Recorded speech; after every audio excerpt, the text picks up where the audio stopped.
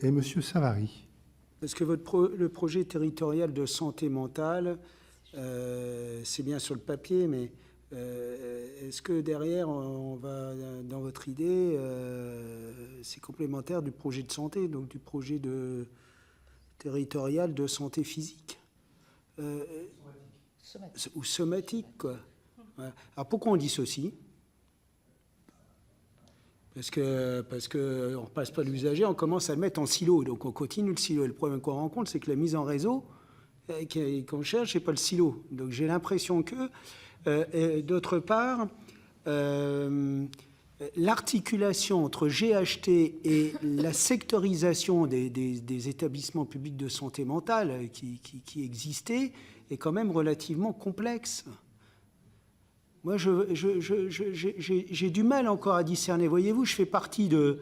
Je suis dans les conseils de surveillance de 2 GHT, par exemple le CHU de Reims. C'est la directrice du CHU de Reims qui a pris toute une partie de GHT, et elle a le PSM de Châlons-en-Champagne qui est dedans. Alors, qui c'est le chef ? Qui c'est le chef ? Parce que c'est ça le problème, c'est qu'il y a une hiérarchie, il y a un chef là-dedans. Il ne faut pas l'oublier quand même. Et puis... oui, mais enfin, c'est le directeur du CHU qui prend les choses en main. Donc, moi, j'appelle ça, même si ce n'est pas l'autorité morale, entre nous, attendez, voilà, donc, qui est le chef. Et l'articulation avec les autres GHT qui n'ont pas, justement, directement sur leur ressort, par exemple, un EPSM. Moi, je trouve que tout ça, c'est relativement bien sur le papier, mais après, quand vous l'appliquez sur le territoire, c'est déjà un peu plus compliqué. Et puis, deuxième question, elle rejoint celle du rapporteur sur la prise en charge de l'urgence. Est-ce que vous êtes sur une stratégie de la prise en charge de l'urgence qui est un truc qui nous pose souci sans arrêt quand on est sur... C'est des vrais, et moi, en 30 ans de carrière, je n'ai pas vu l'évolution, hein. Bon. Derrière, est-ce que vous êtes une stratégie ? Est-ce qu'il y a une possibilité de prendre en charge l'urgence psychiatrique, notamment en psychiatrie juvénile, comme on prend l'urgence maintenant bien cadrée, par exemple, de l'AVC, de l'accident vasculaire cérébral. Maintenant, c'est bien organisé. Ouais. On a réussi simplement à mettre un réseau organisé. Ça n'a pas été, finalement, c'est pas si compliqué que ça. Il suffit de mettre les gens en relais au bon endroit, quoi. Qu'il n'y ait pas de rupture dans la chaîne. Voilà le réseau, mais tous les ingrédients sont là, quoi. Les CMP, on en a. Dans le domaine psychiatrique, les CAMS, on en a. Les EPSM, on en a. Les travailleurs médico-sociaux, on en a. Des pédopsies, on en a. Pas en nombre suffisant, bien entendu. Hein, mais à chaque fois revient le réseau. Mais le réseau, il s'organise, bien entendu. Mais on ne peut pas, me semble-t-il, mettre complètement au dehors de la prise en charge de l'usager en le séparant comme ça dans le cadre des projets de santé, quoi. Hein. Là, vous voyez déjà, vous êtes à essayer de répondre à une question. Le problème, c'est qu'il faut repartir de la base, quoi, du terrain, les difficultés qu'on rencontre sur le terrain. Et il y a une façon qui était de les améliorer, me semble-t-il, c'était par le biais de la numérisation, et notamment de la carte médicale de santé, etc. Tous ces réseaux, ça peut être très simple à organiser maintenant avec la numérisation, quand même, beaucoup plus simple. Hein.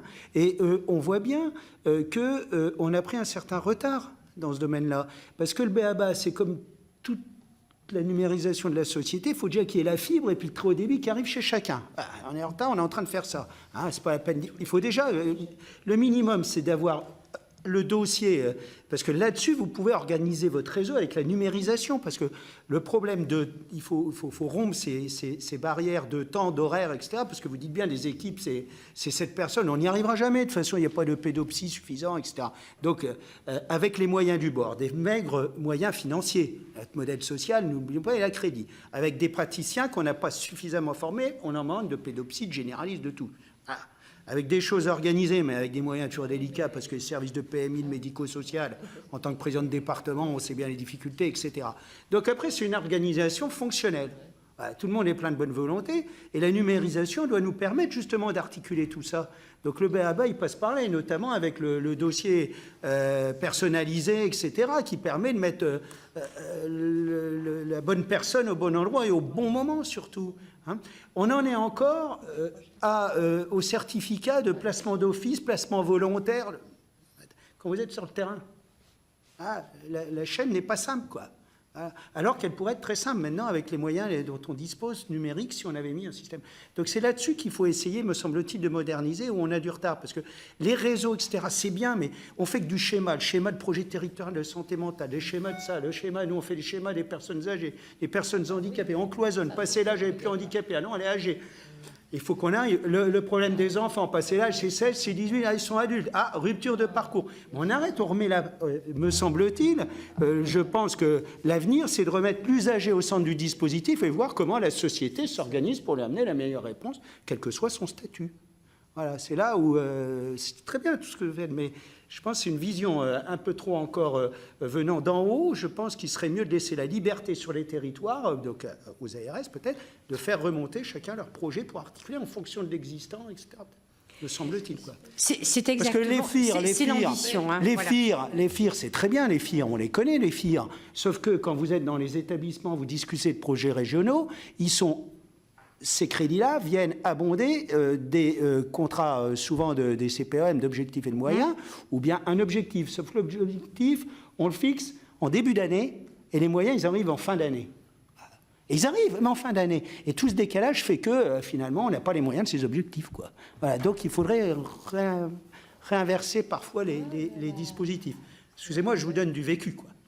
C'est important pour vous le vécu, parce que vous mais je pense comme vous, monsieur, que nous devons introduire la révolution numérique. La ministre le dit souvent. Hein, il nous faut introduire dans tous nos programmes la révolution numérique. Alors, la télémédecine résout tout un tas de situations. Je ne crois pas que là, elle va résoudre la question de la crise de l'enfant, hein, ni de la crise de l'adolescent.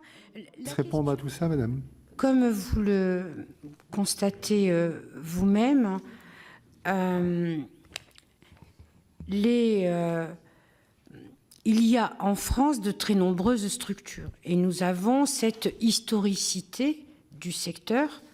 Donc, au-delà des mots, depuis 1960, le secteur psychiatrique en France, et c'est pour ça que c'est historique parce qu'il plonge dans notre histoire et il a démontré depuis très longtemps la nécessité, l'efficacité de l'articulation entre la ville et l'hôpital, le suivi au domicile, le suivi d'un patient chronique qui revient en ville en étant déshospitalisé, en étant sorti de sa structure. Et ces professionnels des secteurs se sont déjà posés et se posent tous les jours la question du logement, la question du travail, la question de la réhabilitation, hein, et de l'insertion ou de la réinsertion. Parce que aujourd'hui, le projet territorial de santé mentale, il était urgent de le mettre dans une loi. Il y est, c'est-à-dire l'obligation faite à tous les acteurs dans les territoires, mais avec leurs initiatives. La rédaction du projet de loi, il en sera de même pour la rédaction du décret, qui est déjà en concertation et qui a reçu déjà beaucoup d'assentiments. Nous sommes là dans des phases de rédaction un peu finale. On a encore un peu de temps devant nous. L'ensemble des acteurs sont très satisfaits que le décret, justement, ne dit pas par une note de service qui provient de l'avenue Duquesne, dans tel territoire découpé comme ça, avec tel type d'acteur, tel type d'acteur, et à tel moment. C'est vraiment dans le territoire qui est le bassin de vie ou le territoire d'intervention de ces acteurs qui ont envie de travailler ensemble. Toutes ces collaborations sont anciennes et que l'on doit remettre un accent dessus. On doit remettre un accent dessus parce que nous savons que les ruptures de prise en charge viennent aussi du fait du repli sur soi des institutions et des équipes et des acteurs. Et notamment dans le cadre du Comité national de santé mentale, l'ensemble des acteurs et des représentants réunis saluent ce regard porté par les pouvoirs publics sur le rassemblement de tous, c'est-à-dire du médecin au professionnel de santé, à l'instituteur, au médecin scolaire lorsqu'il y en a, ce qui pose d'autres questions par ailleurs, jusqu'à ceux qui ont en charge dans les logements sociaux des mairies, des départements, des communes, à poursuivre ce parcours d'insertion dans la vie sociale de celui qui est handicapé par sa maladie. C'est vraiment cela l'obligation du projet territorial de santé mentale, avec à la clé quel est le livrable?